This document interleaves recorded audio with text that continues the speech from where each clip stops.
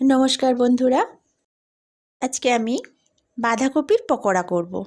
खूब मुचमुचे खेते हैं सन्ध्या बेला चायेर साथे किंबा दुपुर बेला भातेर साथे डाल दिए मेखे खावार समय भीषण भालो लागे खेते, खूब मुखरोचक। तो चलुन देखे निई बाधाकपिर पकोड़ा। प्रथमे आमी बाधाकपि कुचि कुचि करे केटे निয়েছি। যত সরু সরু হয় ততই ভালো হবে। তো আমার যতটা সম্ভব আমি ততটা কুচি করে নিয়েছি। ভালো করে ধুয়ে নিয়েছি। আমি কিন্তু এটা কোনো ভাপিয়ে নিইনি, একদম সরাসরি কুচিয়ে নিয়েই করছি। এবার আমি তাতে দিচ্ছি পেঁয়াজ কুচি, কাঁচা লঙ্কা কুচি,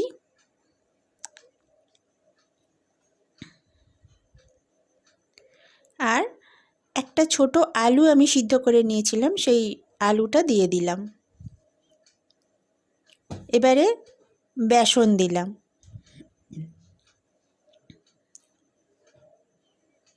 প্রথমে অল্প একটুই দিয়েছি, তারপরে পরে অবস্থা বুঝে আবার দেওয়া যাবে। আর চালের গুঁড়ো দিলাম।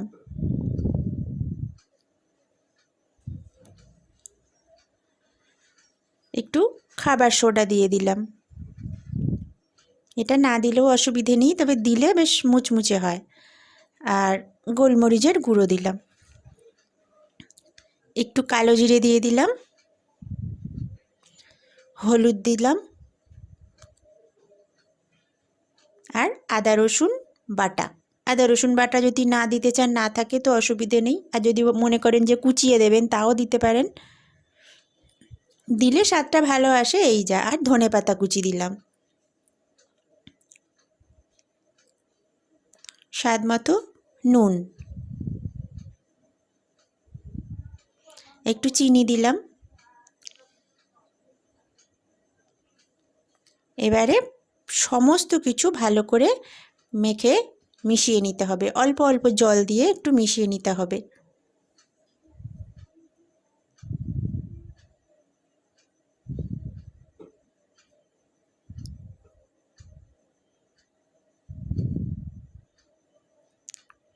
যদি মনে করেন যে বেসন কম হয়েছে, তাহলে আরও একটু বেসন মিশিয়ে নেবেন।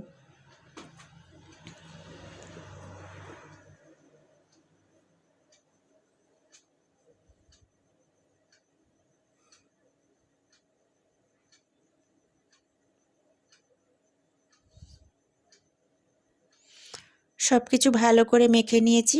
আমার একটুখানি বেসন কম হয়েছিল, ওই জন্য আমি আরেকটু বেসন নিয়ে নিয়েছি। 2 চামচ মতন বেসন একটু অ্যাড করেছিলাম।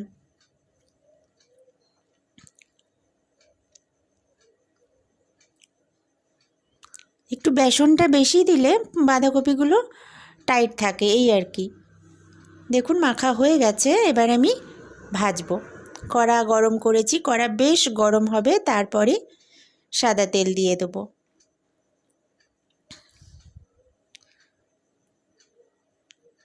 তেলও মোটামুটি গরম হয়ে এসেছে, ভালোই গরম হয়েছে। গ্যাসটা একদম লো করে তবেই কিন্তু পকোড়াগুলো ছাড়বেন।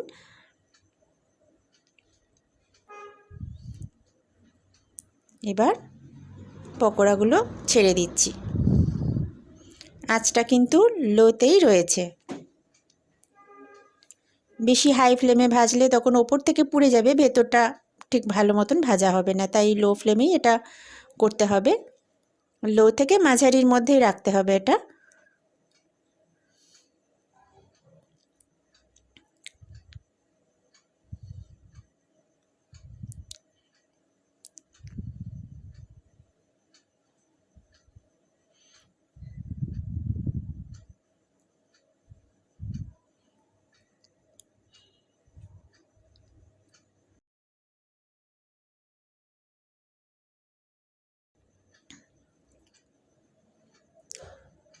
খুব ভালো লাগে খেতে, ভীষণ মচমচে হয়। যদি গরম গরম খাওয়া যায় তাহলে তো এর স্বাদই অন্যরকম। এবার এগুলোকে এপিট ওপিট করে লাল করে ভেজে তুলে নিতে হবে। পকোড়াগুলো ছাড়ার পর ফ্লেমটা একটু বাড়িয়ে দেবেন, মাঝারি অবস্থায় রাখবেন।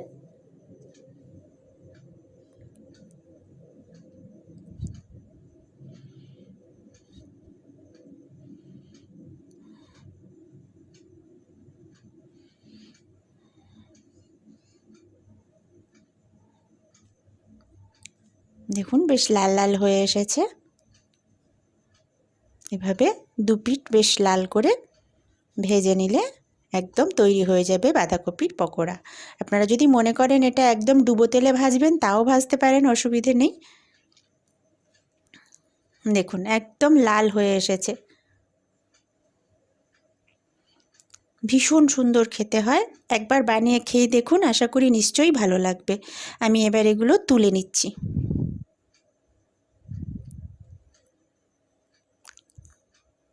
আমার বাঁধাকপির পকোড়া একদম রেডি খাওয়ার জন্য। তো বন্ধুরা, আমার এই বাঁধাকপির পকোড়া আপনাদের কীরকম লাগলো একটা লাইক আর কমেন্ট করে জানালে খুব খুশি হব। যারা এখনও আমার চ্যানেল সাবস্ক্রাইব করেননি তারা সাবস্ক্রাইব করুন আর পাশের বেল অপশান টিপে দিন, যাতে আবার আমার পরের আপলোড করা ভিডিও নোটিফিকেশান আপনাদের কাছে চলে যায়। ধন্যবাদ বন্ধুরা ভিডিওটা দেখার জন্য।